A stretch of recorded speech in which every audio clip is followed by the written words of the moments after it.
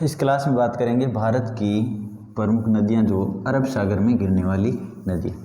ठीक है, बंगाल की खाड़ी में गिरने वाली नदियों की हमने मुख्यतः बात कर ली थी, जो आपके एग्ज़ाम में पूछी जाती है, उस एग्ज़ाम के अकॉर्डिंग हमने बातें कर ली थी।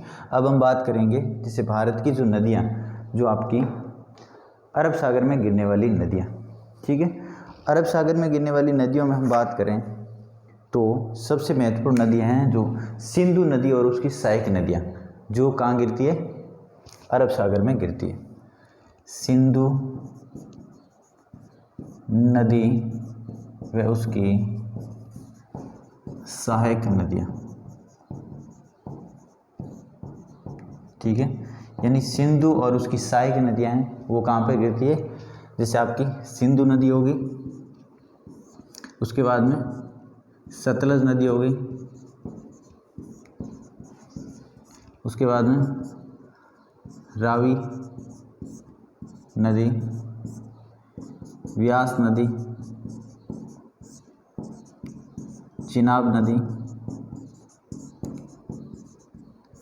और चिनाब नदी, झेलम नदी। ये जो नदियाँ हैं ये किसकी सहायक नदियाँ हैं, सिंधु की सहायक नदियाँ जो अरब सागर में गिरने वाली। ठीक है, सिंधु की सहायक नदियाँ जो अरब सागर में गिरने वाली नदियाँ। अब देखो सिंधु और उसकी सहायक नदियाँ, तो सबसे पहले हम बात करेंगे सिंधु नदी की। किसकी, सिंधु नदी की। सिंधु नदी की बात करें तो सिंधु नदी का उद्गम कहाँ से होता है, तो उद्गम होता है मानसरोवर झील, तिब्बत से इसका उद्गम होता है। उद्गम मानसरोवर झील, तिब्बत से। ठीक है, इसका संगम कहाँ पर हो जाता है, इसका संगम होता है आपके अरब सागर में।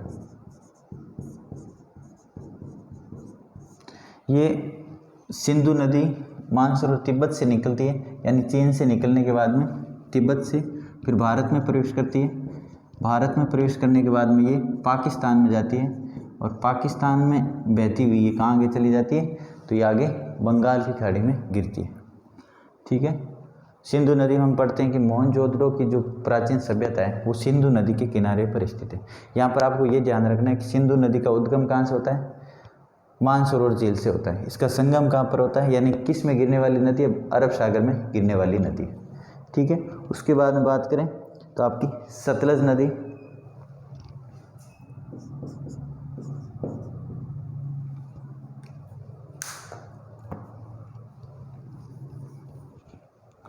सतलज नदी ये भी कहाँ से निकलती है,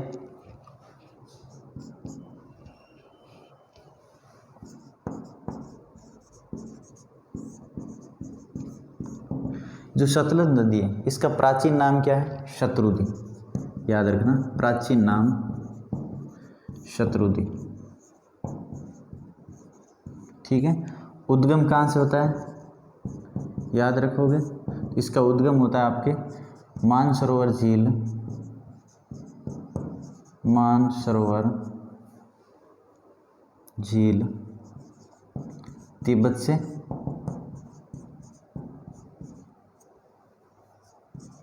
मानसरोवर झील तिब्बत से।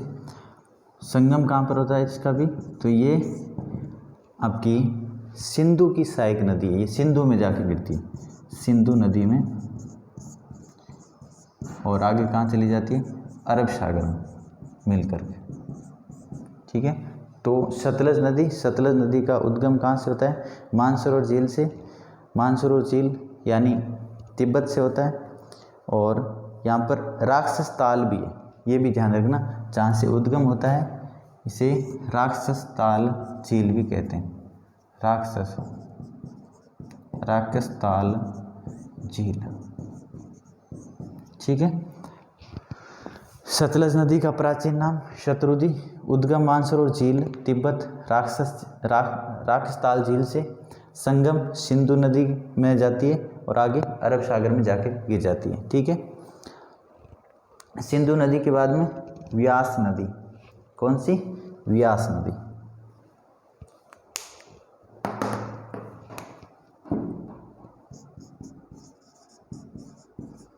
व्यास नदी। जो आपकी व्यास नदी है, व्यास नदी का उद्गम होता है व्यास कुंड, रोहतांग दर्रा, उत्तर प्रदेश। व्यास नदी का जो प्राचीन नाम है, इसका प्राचीन नाम, ये प्राचीन नाम भी पूछ लिया जाता है, याद रखना, विपाशा। कौन सा है नाम? प्राचीन नाम क्या है? व्यास नदी का प्राचीन नाम विपाशा। इसका उद्गम आपसे पूछे तो उद्गम कहाँ से होता है? व्यास कुंड से होता है, व्यास कुंड, रोहतांग दर्रा, रोहतांग दर्रा, हिमाचल प्रदेश, रोहतांग दर्रा, हिमाचल प्रदेश। जो व्यास नदी है, इसका संगम कहाँ पर होता है, ये कहाँ पर मिलती है? तो ये ध्यान रखना, ये सतलज नदी में मिलती है। इसका संगम सतलज नदी, यानी सतलज नदी किस मिलती है? सिंधु नदी में। व्यास नदी किस में मिलती है? सतलज नदी में। और आगे कहाँ पे जाके गिरती है? तो ये अरब सागर में जाके गिरती है, अरब सागर में इसका समापन हो जाता है।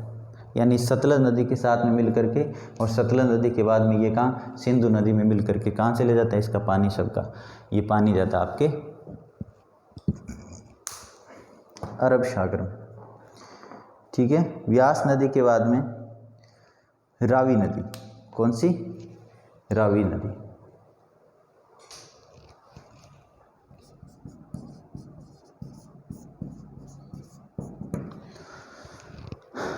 रावी नदी का उद्गम रोहतांग दर्रा, रोहतांग दर्रा, कांगड़ा, हिमाचल प्रदेश से। कहाँ पर उद्गम?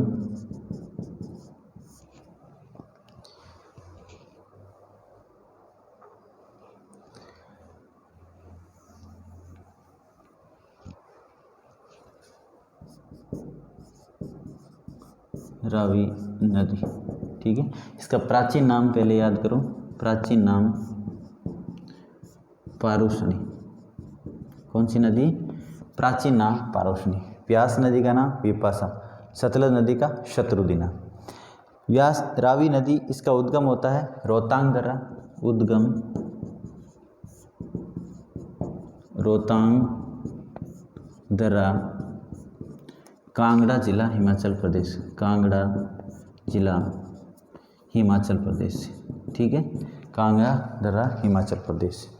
इस नदी का संगम कहाँ पर होता है?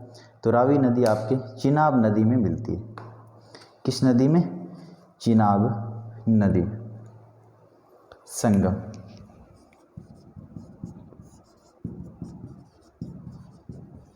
चिनाब नदी। जैसे मान लो ये आपकी, इधर मान लो जैसे आपकी ये नदियाँ हैं, जैसे मान लो ये आपका भारत है, इधर से जो आपकी नदियाँ आती हैं, जैसे आपके यहाँ से मानसरोवर झील से सिंधु नदी निकलती है, और इधर से आपकी सतलज नदी निकलती है और आगे जाके मिल जाती है। व्यास कुंड से व्यास नदी मिलती है और ये किस में जाके गिर जाती है? सतलज नदी में। और उसके बाद में जो अभी रावी नदी है, ये रावी नदी निकलती है, तो इससे ऊपर से यहाँ पर एक चिनाब नदी बहती है, वो चिनाब नदी में मिल जाती है।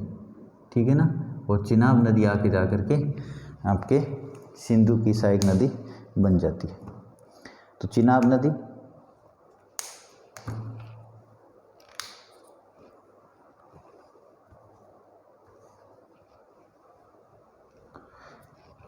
आगे हम ये एक बार हटा देते हैं, उसके बाद में आगे चिनाब नदी की बात करें। सिंधु नदी, देखो सिंधु नदी का उद्गम कहाँ से होता है? मानसरोवर झील से होता है, तिब्बत से। संगम कहाँ पर होता है? अरब सागर में। ये भारत तो पाकिस्तान में बहती है आगे। ठीक है। सतलज नदी, सतलज नदी का प्राचीन नाम शत्रुदी, और उद्गम स्थान मानसरोवर झील, तिब्बत से, राक्षसताल से। संगम सिंधु नदी, अरब सागर में। व्यास नदी, प्राचीन नाम विपाशा, उद्गम कहाँ से होता है? व्यास कुंड से, रोहतांग दर्रा से होता है।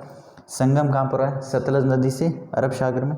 रावी नदी, प्राचीन नाम पारुष्णी, उद्गम कहाँ से होता है? रोहतांग दर्रा से, कांगड़ा, हिमाचल प्रदेश से। और संगम कहाँ पर होता है? चिनाब नदी से। ठीक है। अब हम आगे बात करें तो चिनाब नदी की बात करें। यहाँ तक बात हो गई।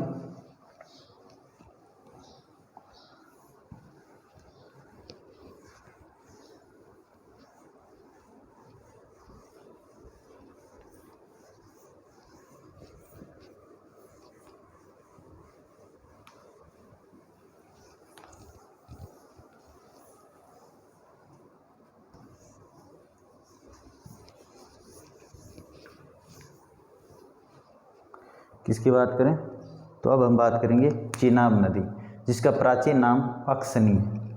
कौन सी नदी? चिनाब नदी। ठीक है, चिनाब नदी किसकी सहायक नदी है? सतलज की सहायक नदी है। उद्गम कहाँ से होता है? धौलाधर, हिमाचल प्रदेश। प्राचीन नाम अक्सनी,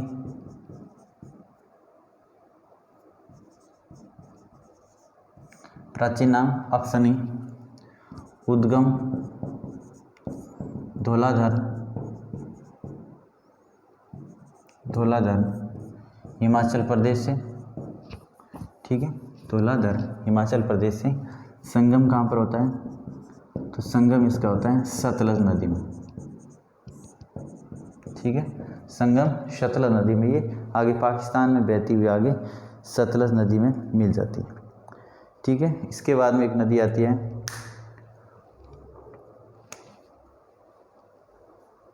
झेलम नदी। कौन सी नदी? झेलम।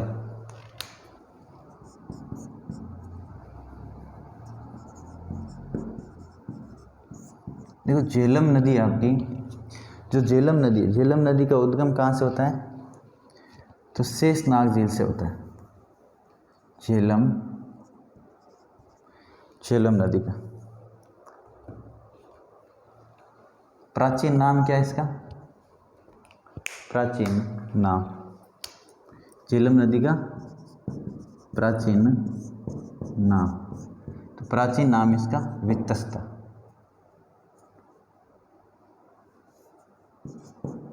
प्राचीन नाम वितस्ता। ठीक है, प्राचीन नाम क्या है? वितस्ता।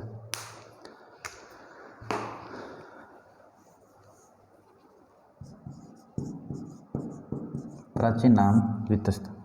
ठीक है, झेलम नदी उद्गम स्थान कहाँ से होता है? उद्गम स्थान शेषनाग झील से। शेषनाग झील, ये श्रीनगर इस नदी के किनारे पर स्थित है। श्रीनगर कौन सा स्थान है? श्रीनगर झेलम नदी के किनारे पर स्थित है। ठीक है, जो झेलम नदी है ये इसका संगम कहाँ पर होता है? तो संगम याद रखना, ये चिनाब नदी में मिलती है। कहाँ पर? चिनाब नदी। ये जो नदियाँ आपकी कौन कौन सी? सिंधु नदी, सतलज नदी, रावी नदी, व्यास नदी, झेलम और चिनाब नदी, ये सिंधु की सहायक नदियाँ जो अरब सागर में गिरती है। सिंधु नदी और उसकी सहायक नदियाँ जो अरब सागर में गिरती है। ठीक है, इनका उद्गम स्थान, इसका प्राचीन नाम और ये इनका संगम कहाँ पर है ये याद रखना। जैसे आपकी सबसे पहले हमने बात की है सिंधु नदी की। सिंधु नदी का उद्गम स्थान मानसरोवर झील से, संगम कहाँ पर होता है? अरब सागर में। सिंधु नदी उद्गम स्थान मानसरोवर झील से, संगम अरब सागर में। उसके बाद में सतलज नदी का उद्गम स्थान मानसरोवर झील के पास राक्षसताल झील से, तिब्बत से होता है। संगम अरे सिंधु नदी में होती है। सिंधु नदी के बाद में हमने बात की सतलज नदी के बाद में बात की हमने व्यास नदी का प्राचीन नाम विपाशा, सतलज नदी का प्राचीन नाम शत्रुदी, और उसके बाद में व्यास नदी का प्राचीन नाम विपाशा। और व्यास नदी का उद्गम कहाँ से होता है? व्यासकुंड से होता है, हिमाचल प्रदेश से। उसके बाद में रावी नदी का उद्गम स्थान रोहतांग दर्रा, हिमाचल प्रदेश से। और उसके बाद में रावी के बाद में हमने की थी चिनाब नदी का उद्गम स्थान धौलाधर, हिमाचल प्रदेश से। उसके बाद में झेलम नदी जिसका उद्गम स्थान प्राचीन नाम तो वितस्ता हो गया, उद्गम स्थान शेषनाग झील से। संगम कहाँ पर होता है? चिनाब नदी में। ठीक, तो ये हमने नदियाँ जो अरब सागर में गिरने वाली नदियाँ हैं, और वो कौन सी? सिंधु की सहायक नदियाँ, उनके बारे में हमने बात कर ली। ठीक है, तो अगली क्लास में बात करेंगे बाकी जो सिंधु घाटी जो अरब सागर में गिरने वाली नदियाँ जो शेष रह गई उनके बारे में बात करेंगे।